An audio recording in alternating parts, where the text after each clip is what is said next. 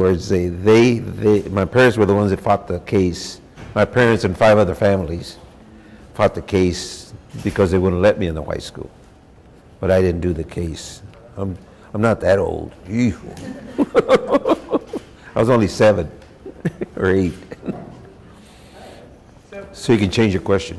Yeah. All right, so with that in mind, change your guys' questions, keep notes, because that usually helps out a lot. Does anyone have an extra marker? Sorry. Oh, here, take this back. Thank you.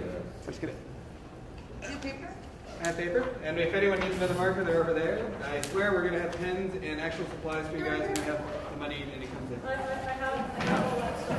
Oh, okay. And some stuff over it. I have it. Awesome. All right, guys, so are we ready all? Everyone ready? Ready, sir? Where are we going to start? Left or right? I'm just going to do a quick set of questions to kind of go over some stuff, and then we'll let the kids jump in. It shouldn't take more than about 20 minutes. Okay. Well, after 20 minutes, you guys got to feed me if 20 minutes more. Okay, so today is March 13th. It's approximately 6:53 p.m. My name is Mendez. We're doing an oral history interview for the Santa Ana Public Library as part of the Great Street Chronicles program. All right, sir, can you just introduce yourself really quickly, please?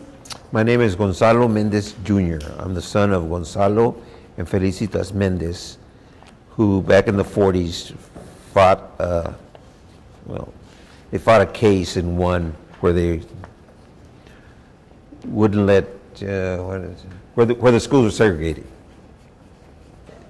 So, can you tell me a little bit about your early life? My what? Your early life? Like where you grew up and... Okay, I actually grew up here. I was born in Orange County Hospital, which is now Irvine, over by the block, the hospital across the street from the block. I was born there. So I was born in Orange, but my parents lived on 3rd and Rate in Santa Ana, and I was kind of raised there until the Second World War, where the Japanese were interned, and my dad had a chance to go take care of this farm for the Japanese while they were interned. And so when he got the opportunity to be a farmer, we moved to Westminster. And then I lived in Westminster for about 3 or 4 years until the Japanese came back and we gave them back the farm. And that's where my parents tried to enroll me in a white school and they wouldn't let me in. And after the Japanese came back, we moved back to Santa Ana, and I grew up the rest of my life here in Santa Ana on 3rd and Rate. So do you have any early memories of playing in the area, or just kind of the initial memories of moving to Westminster or growing up in Santa Ana that stick out in your mind? In Santa Ana, I do remember that back where you guys would know all these names. On First Street, there used to be orange groves, so we could go run around the orange groves. You know, we all had BB guns. We all shot each other in the back. It hurt, but it's all right. It's all right. And there was orange groves on First Street, and there was a lot of lima bean fields around where we could go play. But we usually played in the orange groves. And then in the summertime, my parents would send us out to pick oranges. And we'd go out and pick oranges, but most of the time we got away when they weren't looking and went and swim in the reservoirs. They used to have reservoirs full of water to irrigate the oranges.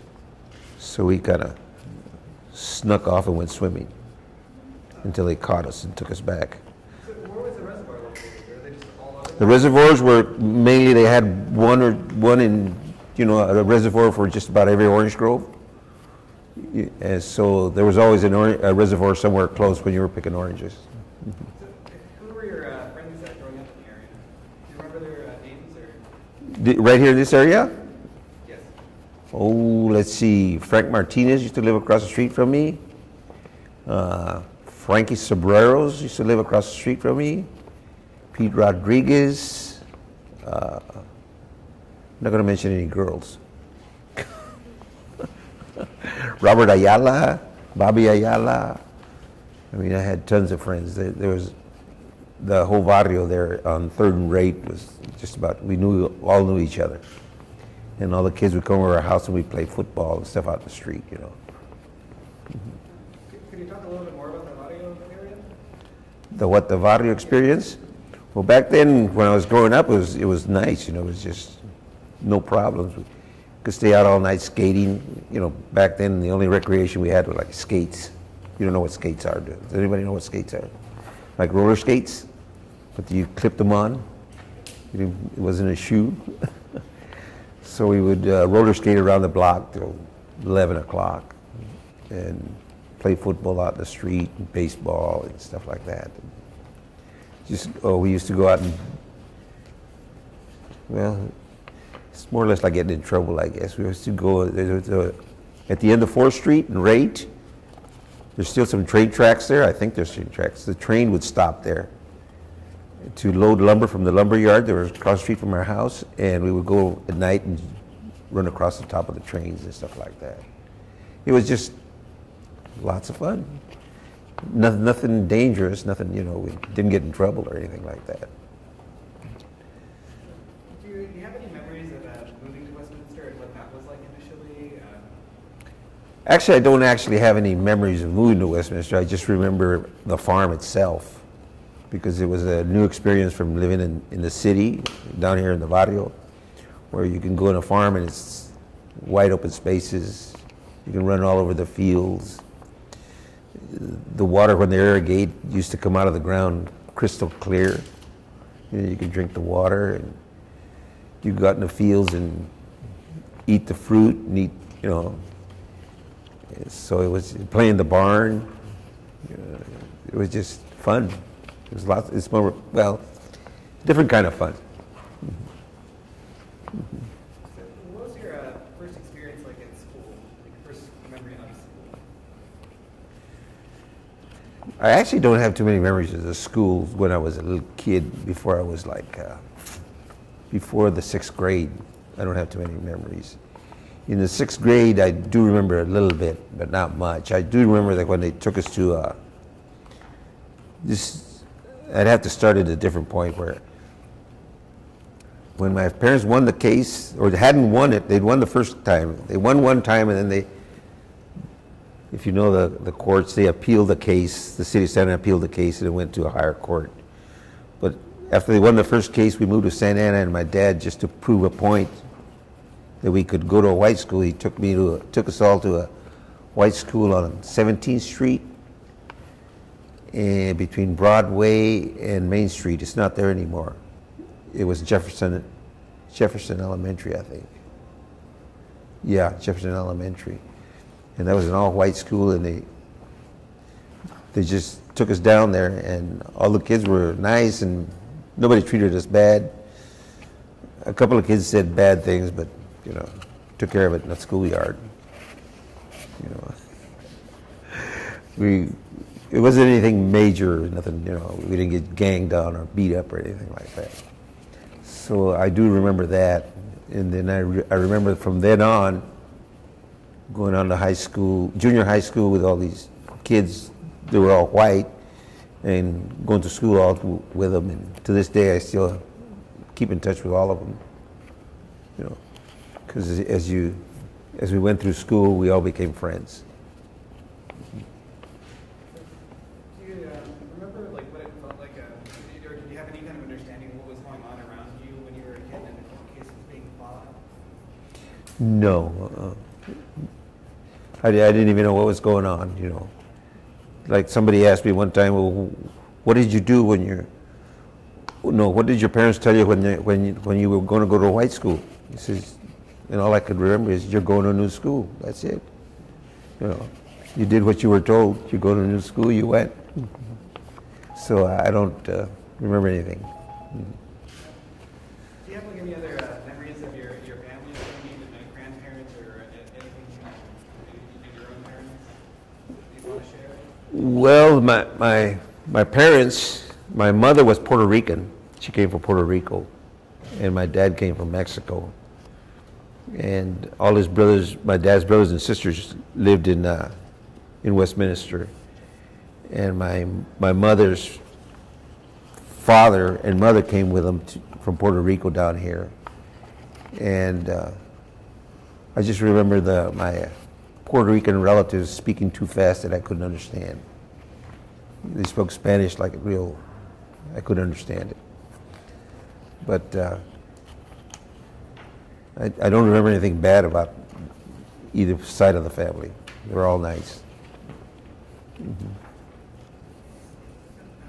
Yes, when you're talking about middle school and just having fun, enjoying middle school and making friends there, what would you do kind of as you started growing up, and maybe the neighborhood might have been changing, in what ways might the neighborhood have been changing? I don't think the neighborhood ever changed. The neighborhood never changed. It's always, it was a barrio then, it's still a barrio now. It never changed. It's just the kids changed. All the kids evolved. They went on to,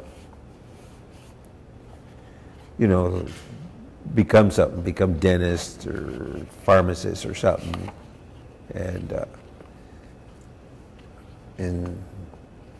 they just all evolved into, halfway decent folks. Mm-hmm. Where did you go to high school? I went to Santa Ana High, good old Santa Ana High. Can you tell me about your experience being a Saint over there? Going to Santa Ana High? Yes. It was all right. I was on the football team. I played sports. I took, well, when I was in Willard, somebody told me that they had these classes back then that they asked you, what do you want to be when you grow up? And I want to be a pilot, like an Air Force pilot, like a fighter pilot. Because when I was living in Westminster, there was a base right there called Los Alamitos, and it was during the Second World War. So lots of times I would lay in the fields and just watch the planes up there circling around and, doing their thing. And sometimes they were so dumb they shoot each other down. A couple of them went down there.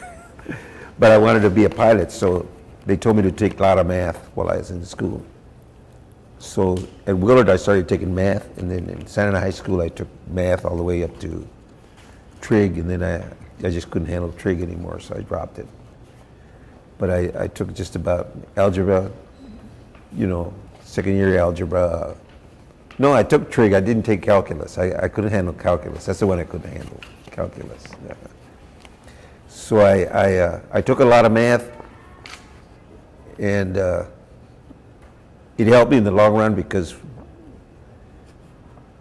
when you're 18, 19 and out of school, it was hard to get good jobs for Mexicans. You could go to school and you get a good job and went to college. But I didn't go to college, and so I got a job as a carpenter. And since I took a lot of math, I could draw plans, and I could also read plans. So as a carpenter, right away they made me a boss, foreman, because I could read plans. So since I was like 28 years old, I was running work and, reading plans and showing people how to do the job. Yes, before you were a carpenter, and between the time you were working on your parents' farm and in the field working in orange growth, were there any other jobs that you had in between? I used to work at a gas station. I loved working at the gas station. Which gas station? It's not there anymore. It used to be called Edwards Gas Station. It was on the corner of 5th and I can't remember the other street. Just one block up from Rate. The street one block up from Rate. And I loved it because we all had cars, we all had cars. So I could work at the gas station, I could put my car on the lift and, play with it, oil it, And I was always in the cars. I'm still in the cars. I have all kinds of cars at home. I have Model A's, I have fast cars. When do you think you first developed that love? For cars? Yeah. Since I got my first car. What kind of car was that? It was actually an old 36 Plymouth, beat up, didn't have a trunk. And then when I was, after I worked a little bit, I was able to buy a 48 Chevy Fleetline, which I thought was great. And then I just kept buying cars, but I'd always hop them up. I'd always put big engines in them and race them and stuff. And to this day, I like to race in, not race, but build cars that go fast. So was there a bit of a car culture just in the area back then, or around back then, we didn't have gangs. They were called car clubs. You know, every little barrio had a car club. So we all had car clubs, we called them. They're actually gangs, but they're car clubs. What would be the activities of a car club?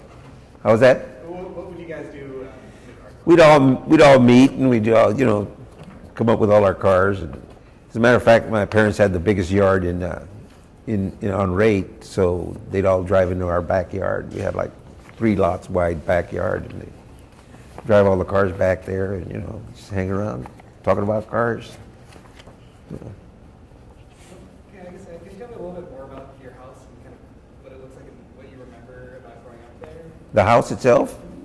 The house itself was pretty big for the barrio. It's one of the biggest houses in the barrio. But it was because my dad at one time, well, he was always a businessman. He had a cantina, a bar. As a matter of fact, it was across the street from the house, the cantina. And he made good money, so he could afford a house, a big house. As a matter of fact, we were the first ones in the block to have a TV.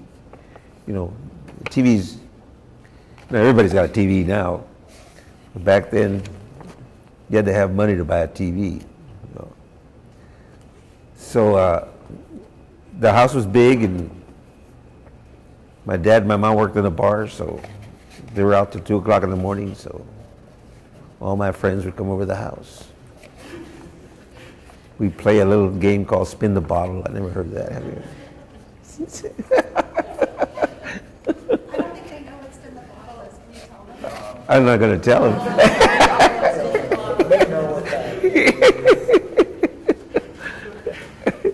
Alright, well, I guess besides your house, were there any other places where your car club and like the neighborhood kids and everyone would hang around and kind of go to? My house was kind of the headquarters for everybody to come by, but we'd all cruise down 4th Street. That was a big thing, cruising your car down 4th Street. 4th Street all the way up to Grand and then back. And 4th Street was actually the Chicanos' place to cruise, and Main was a white kids' street to cruise. The kids would all cruise like Main Street, and the Chicanos would all cruise 4th Street. Do you know how it started at all, or is it just kind of? Well, the Chicanos are just, I don't know why, they just cruised 4th Street. They stayed away from the other streets. You know, that's where all the girls would walk. You know, you see all the girls walking up and down 4th Street, so that's where you wanted to cruise. You want to pick up a girl. And around what, I guess? Of course, I didn't do stuff like that. Around what time frame would this be? That was in the early 50s, you know, probably 56, 57, about 52, 51, 53, something like that. I guess I actually don't want to run over too much of the time because I want to make sure the kids have time to ask any questions. So at this point, if anybody has questions, we're going to go from the raised hand. Okay, we're going to go with the raised hand, but then we're going to go around the circle. Okay? You're first. You're first. Loud, because I can't hear. Yeah, you got to tell me your name. And your age and what school you went to. Well, my name is Medina. I'm 16. Medina? Yeah, Medina. I go to Valley High School. And the question I would like to ask you would be like, well, how you explain your value and stuff, like how it sounds so peaceful and fun and not dangerous. Did you ever experience like any signs of shootings or? There was no shootings. Every once in a while, you'd get kids from another barrio come over, and there might be a little fight.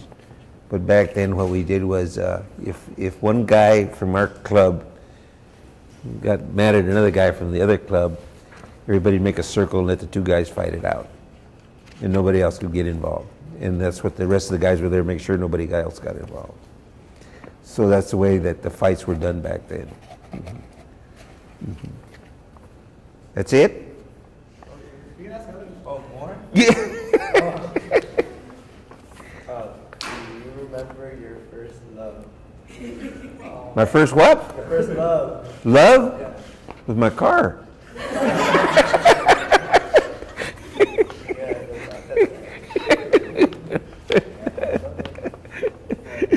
No, there was actually a lot of cute girls that you kind of really liked, but you weren't in love with. But I guess my wife was my first love, you know. Yeah. She lived across the street from me. I've known her since she was 7 years old.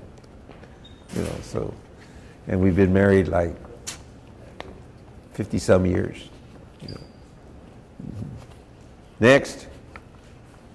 My name is Nicholas Luna. Luna? Luna. I attend Santana High School. I'm in sophomore year. My question would be, what was the music like back then? The music was rock and roll. You know, Chubby Checkers, Chuck Berry, you know, the old guys, you know, that you guys don't listen to anymore.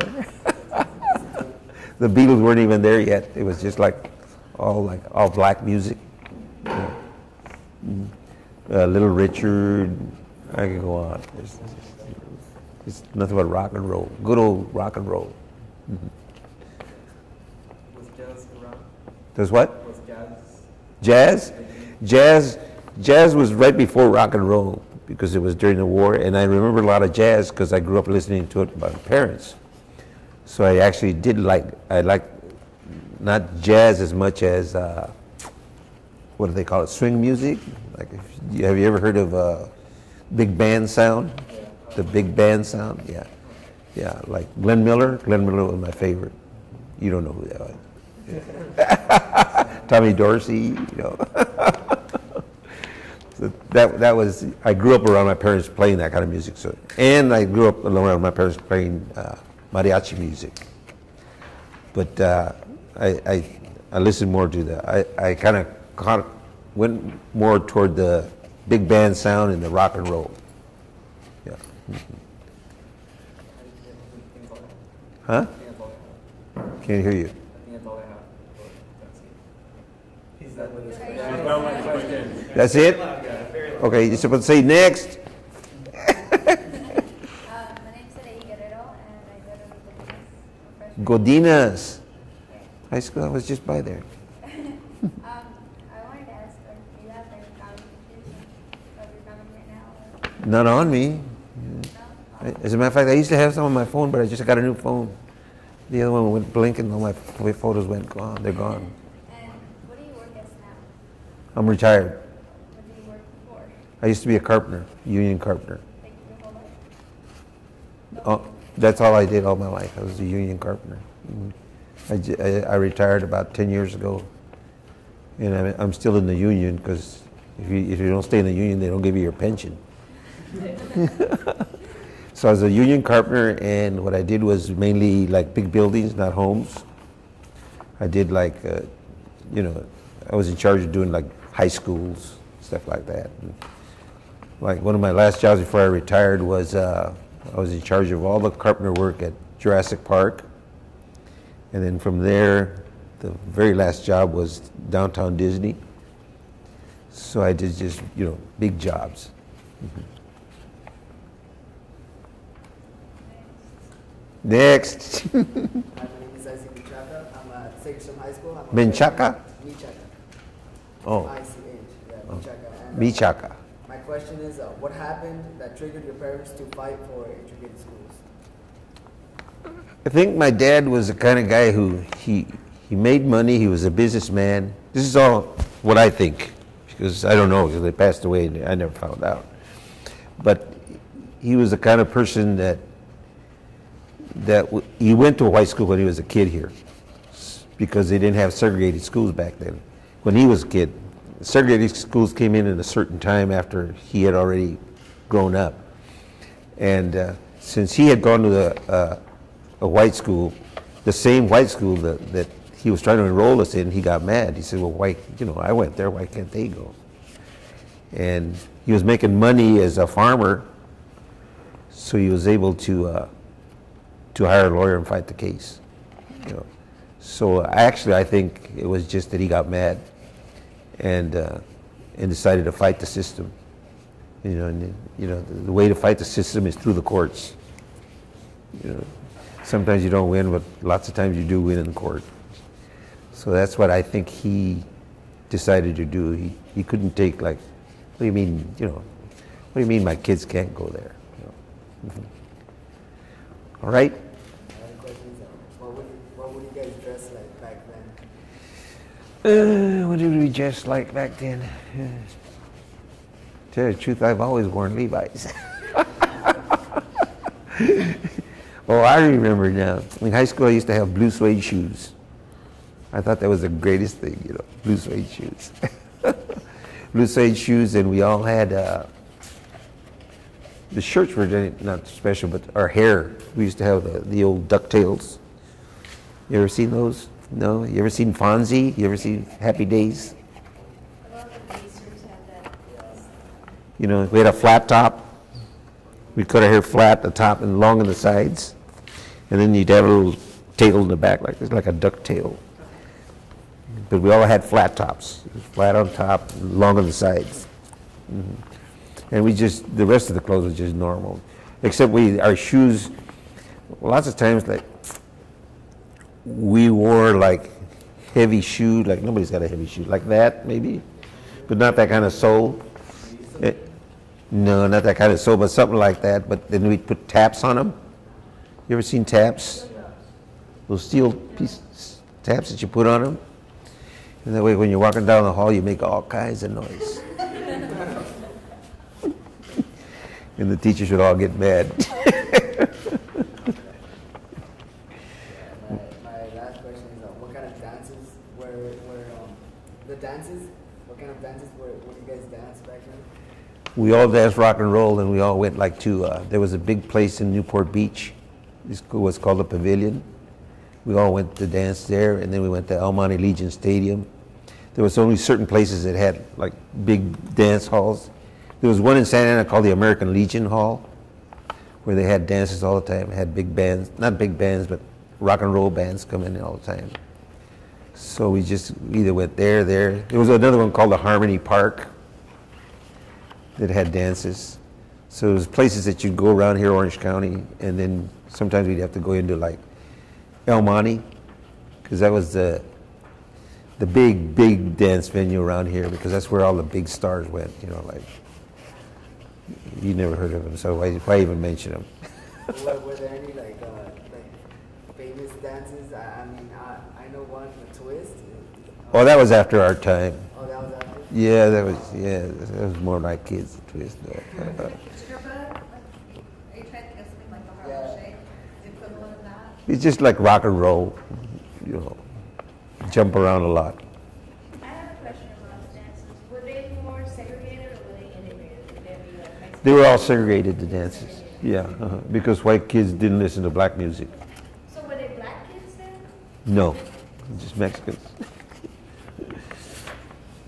Yeah, all the Mexican kids that went to the dances. As a matter of fact, at the pavilion in was it called the Pavilion? I can't remember. I think it was called the Pavilion, Newport Beach. It's Balboa? Huh? In Balboa? The Balboa Pavilion? Yeah, at the Pavilion, but there used to be a dance place closer to the beach, right by the boardwalk. Yeah. As a matter of fact, we'd have dances there certain days, and the days before or the days after, they'd have the white dances, which were the surf music. What do you call it? Not the Beach Boys, but the other ones. The ones famous from Orange County. Dick Dale and the Deltones. Yeah, Dick Dale and the Deltones. Yeah, they'd play either the day before us or the day after us. So the dances were all kind of segregated. Who was it? Oh yeah. Can you demonstrate what kind of dances? Nope. I'm too old. Unless you want to pay for my medical bills. I have a few questions for you. What year were you born in? I was born in 37. 37, so you were 10 years old, 11, around the time. I've been looking through 1950s newspaper accounts, and it seems like there was a lot of police brutality. There was one case that I discovered where a policeman came to, and this is the reverse, I guess. A policeman came to a nuisance complaint, and 500 people attacked him. This was 1954. Do you have any memories of police harassment or brutality from your own experience? Because sometimes we don't hear about those episodes. Well, to tell you the truth, the police harassment I deserved. Because, you know, we were a bunch of hoodlums. But I never did get beat up by a cop or anything like that. You know, as a matter of fact, it was back in the 50s, it was actually Santa Ana wasn't that big that the cops knew just about everybody by name. Yeah, I guess in the 1950s there was a lot of corruption in the police force, and they had to oust at least 6 people because they were involved in, I just discovered this yesterday, in burglaries.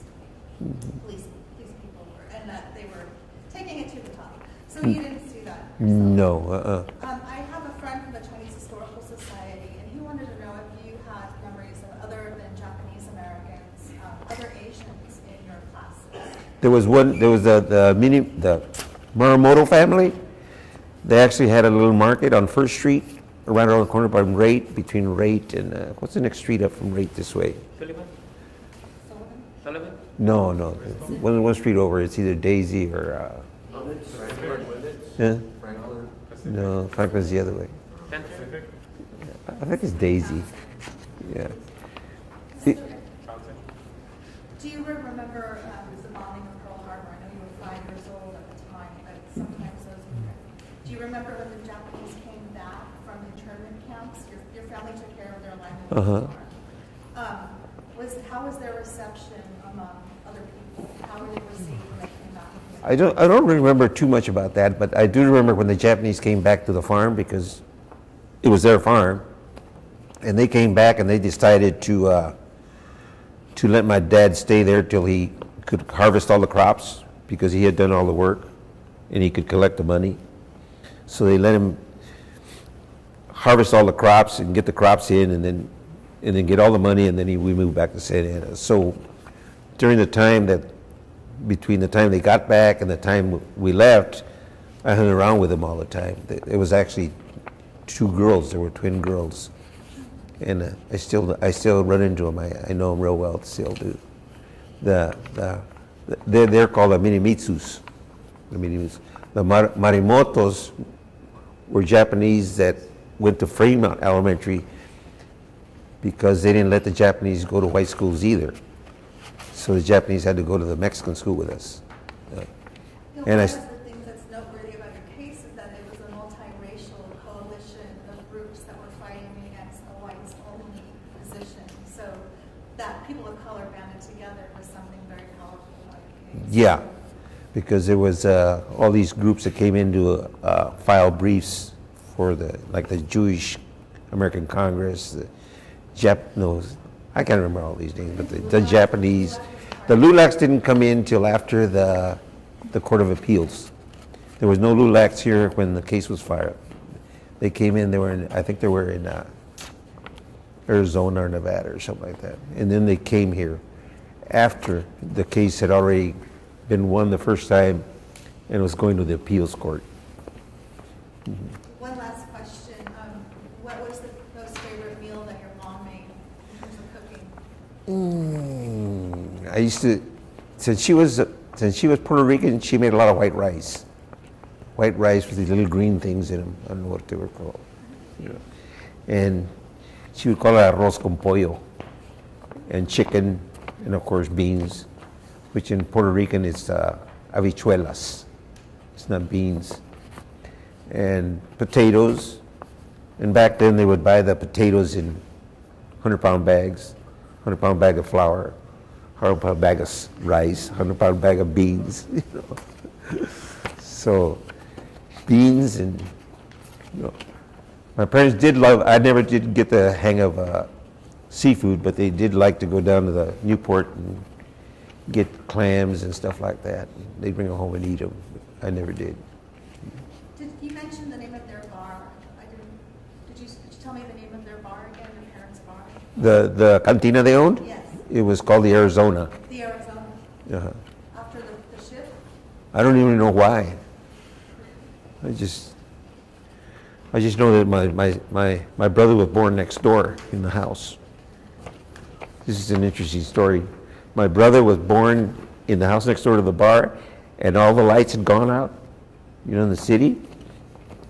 And my mother was having my brother, and my aunt was there, my Aunt Sally. And so she runs out trying to look for help, and there's a cop car coming by. So she stops the cop car. The cops come in with the flashlights, and my brother was born with the flashlights. And then my mother decided to, my brother still hates this, she named him after the two cops. And one was Herman and the other one was Jerome. So my brother's name is Herman Jerome Mendez. But he'll never admit it. He goes by Jeronimo. It's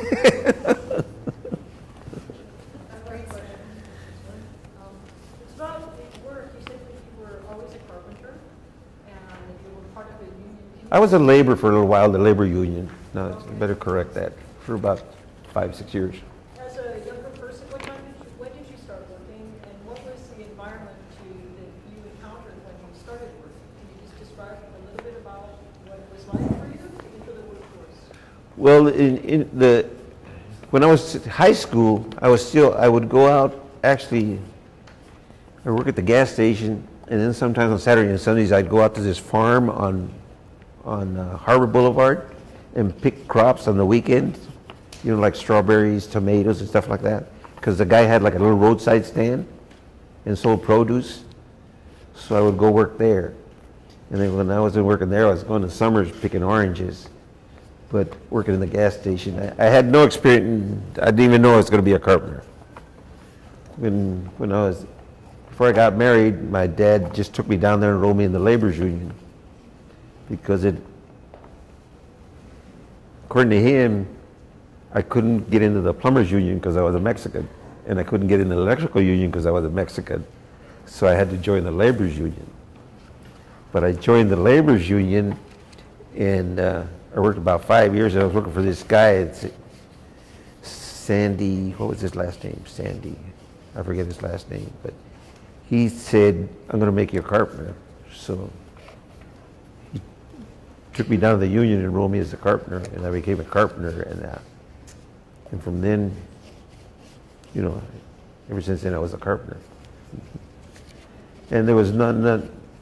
The only thing I think is funny is that one time I was pretty good at what I did. I hate to admit it, you know, but I was a pretty good carpenter. And I was in the Beverly Hills doing this big school, and I don't know if you know anything about buildings, but they have great big beams going across, big giant glue lamps they call them. And so I cut all these glue lamps on the ground after taking measurements, calculations and stuff, and I cut all these beams on the ground, and then I ordered this giant crane, you know, a little big crane.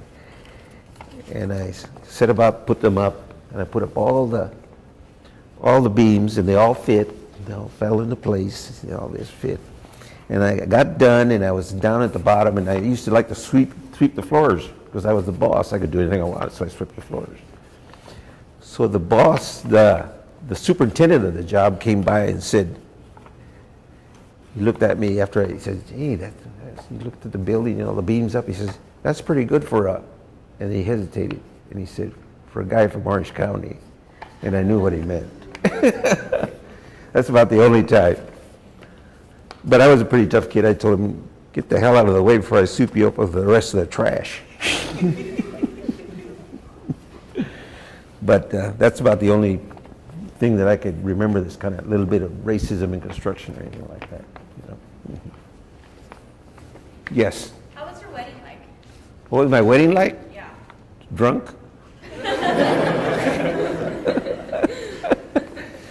I woke up in the morning with my sister in between me and my wife. How was the clothing like? The dresses and your attire? Oh, my wife, we had, you know, one of those big long dresses with a thing on it, you know. We all had suits, you know, the tuxedos. And back in those days, you made flowers and you put them all over the car. You know, and then you went cruising through all the barrios honking. Yeah. What was the name of the neighborhood you lived in at third grade? Do you have a name? Artesia Barrio. Artesia? Yeah, the Rate used to be called Artesia Street.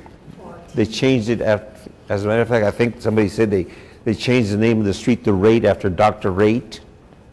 Have you heard of him? He was actually my doctor. He was a doctor, Dr. Rate, who actually would come to your house. So it's like A-R-T-E-S-I-A, right? R-A-I-T-T, I think, Rate. No, Artesia. Artesia. Yeah, like the city of Artesia. Yeah, Artesia. You went to the Hoover School, the segregated school in The, Westminster. in Westminster. What grades did you attend that school? I think it was only the second or third. I wasn't there long. Were you part of the case then? Yes. That's what happened when my dad got the farm. He took us. What was happening? The barrio school was over in the barrio, and so when he got the farm, the closest school was the 17th Street School. Hoover School was in the barrio. They used to put they actually would make it convenient. They'd put the segregated schools right in the middle of the barrio. So the people would say, well, you walk to school. It's right there. So when he got the farm was closer to the 17th Street School. So he told my dad to go in. My dad told my Aunt Sally to go enroll us in school, and she took us, of course, to the nearest school, which is the 17th Street School. And that's where they told me, I don't know if you know the story, my aunt was married to a Mexican with the last name of Vidari, who was part French. So his kids, his two young girls, were blonde and light-skinned, but they were Mexicans. And they actually told my aunt, "We'll take your kids, but we won't take theirs." So they said, "Well, you can enroll. You got French name, Vidari. We'll let your kids stay here," because my aunt actually took her kids and my brother and my sister. So they told her they'd take the white kids, but not us. So my aunt got mad and said, "I'm not leaving my kids here," and went back to the ranch and told my dad. And my dad, thinking he was a big wheel, which he was kind of connected in Orange County. He knew everybody in Orange County. He said he'd handle it. And he went to all the school board, the school district, and all that, and said, nope, they got to go to a segregated school. So that's when he decided to fight the case. And since he was making money as a farmer, they were making a lot of money. I wonder where it's gone. It's all gone. But anyway, they were making a lot of money, and he decided to hire a lawyer.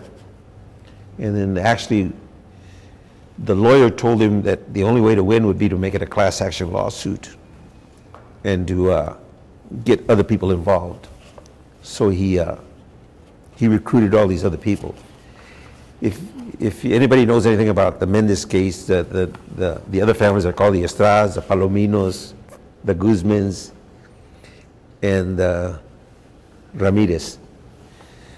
Well, the Estradas were related. The Palominos worked for my dad at the ranch. The Guzmans lived down the street from our bar in Santa Ana. And the only ones that he didn't know very well were the Ramirez, who were from El Modena. So most of the people he recruited for his class action were kind of friends of his. He knew them. So that's how he filed a class action lawsuit. That's how he won, I think. What was the name of the neighborhood in Westminster where Hoover was located?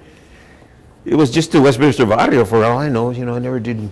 It was just the barrio, the Olive Street, Olive and Main. Mm-hmm. Yeah. There might be a name I can find out for you, but I don't. My cousins still live there. Would you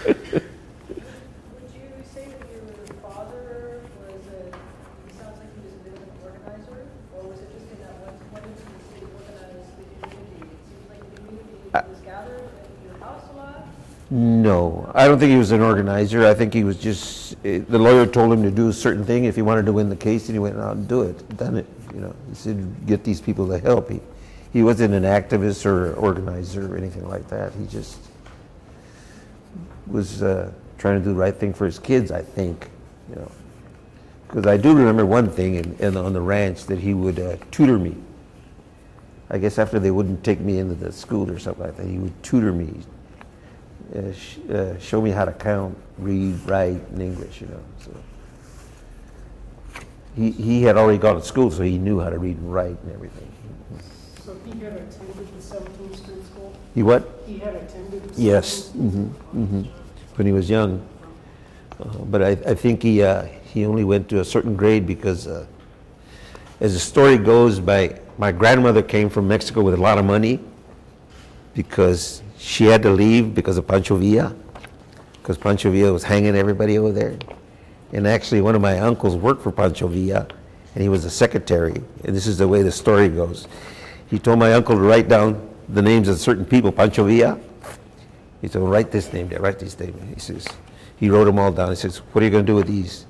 Tomorrow I hang these people, Pancho Villa told him. So my uncle went home and told my aunt, my grandmother, and my grandmother said, today he hangs these people, tomorrow he hangs you. We're out of here, you know. So they came to California. And they had a farm over there, and they came with some money. But they ran out of money after a while, and then my dad had to go to work.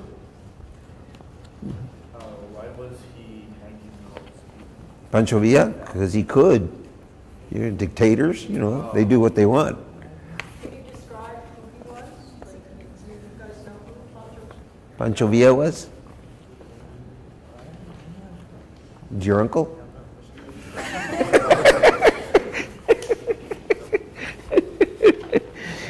He was just, I don't know how to describe Pancho Villa.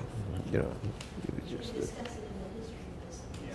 yeah, Pancho Villa, Zapata. Out of the Mexican Revolution fight against, one of his things was the socialist agenda. So the fight was tierra y libertad. So there was a lot of land taking over, as well as in any kind of conquest, people who are in power who Terrible were things. challenged, they use violence as a way to coerce entire populations. So that's an easy way to keep people in check, right? Yes. Put a list of your dearest and closest people, not to do that again, or to not point out that you might be challenging that person. But we only have a limited amount of time, so I want to get some questions from the kids that haven't gone yet. If anyone else has questions. We're running out of tape. You're running out of tape. But we have little time. Next. Nobody's got questions. Good.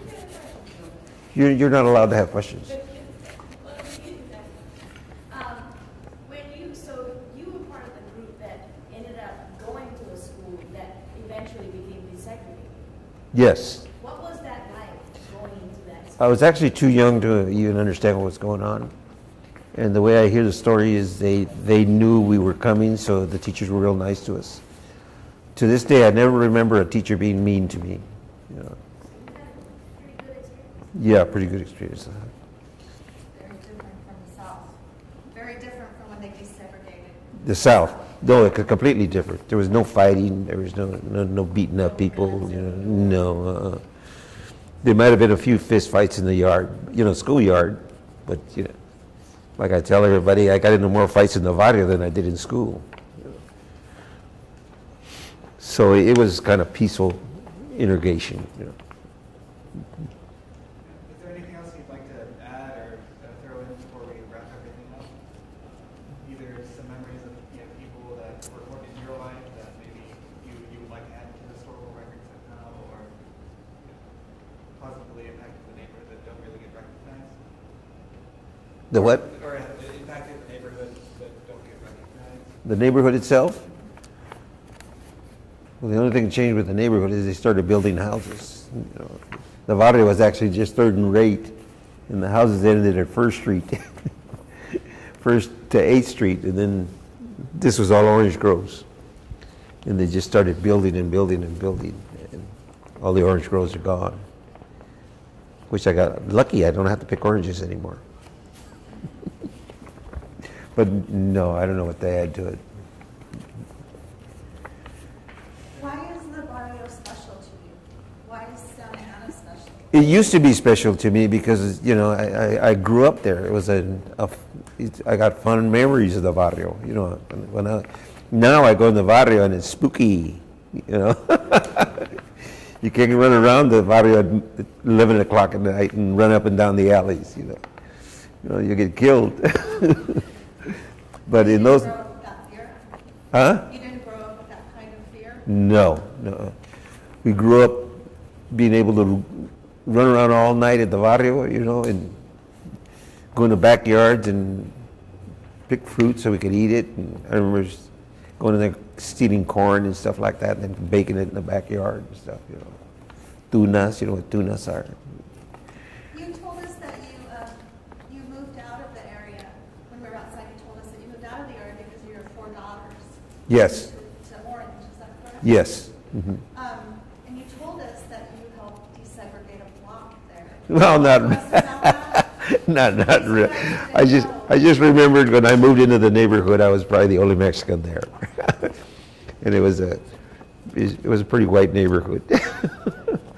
But I didn't actually desegregate it. It was. For those of you guys who don't know, there used to be these things called racially restrictive covenants that were agreements in the deed that you would not sell your property to anyone who had to be white.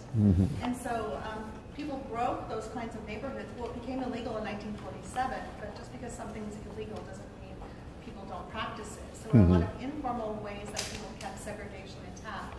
People like Mr. Mendez was really challenging the status quo by moving into these neighborhoods that were predominantly white. Often it was very dangerous. I'm glad to hear it wasn't for you. But you didn't feel like the odd person on the block? The odd Yeah, I was just like that. And then it just happened to be that I bought my house on the main street, you know, so everybody, if I was watered my lawn, everybody could see me out there, you know.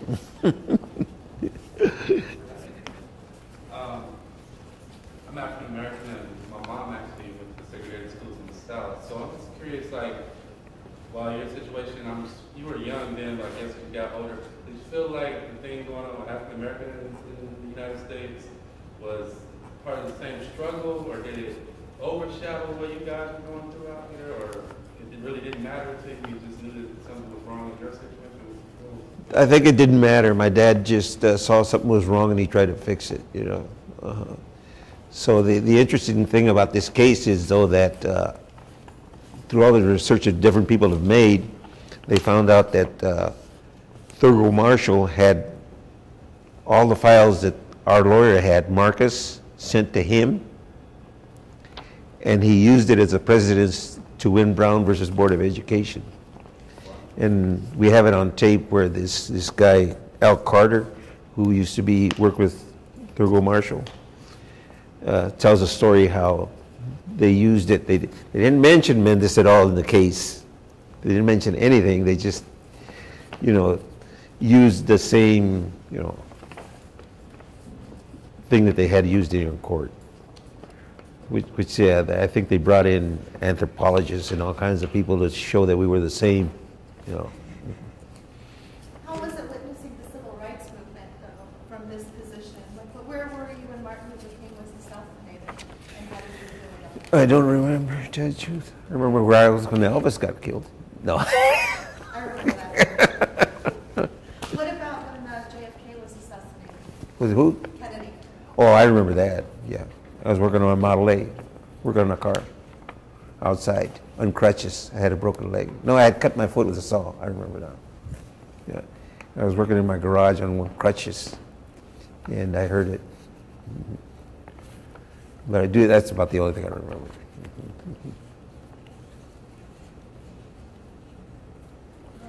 Just to wrap up, do you have anything you want to tell these young kids? They're all in water about the 80s and the 80s. Well, my advice is to everybody is, like a lot of people tell you to go to school, go to college, you know, and you should, you know, education is good, but if you can't go to college or for some reason you don't want to go to college, whatever job you get, just be the best you can at it, because it'll get you there. I didn't go to college and I became a carpenter, but I tried my damnedest to be a good carpenter, and I tried to learn and I paid attention, and just sticking to it, I was pretty well off, you know. I made some good money. So, you know, there's a lot of people that I know that went to college for 10, 15 years and made less money than me. So you can make good money. Just try to be the best you can. That's it. You know, the best you can at whatever you do. That's all the advice I have, because I didn't go to school, so I don't, you know, college. You know. I did 1 year, but then I dropped out. I got married instead. It was more fun. Well, Mr. Mendez, thank you for being here, and we appreciate you taking the time. Thank you.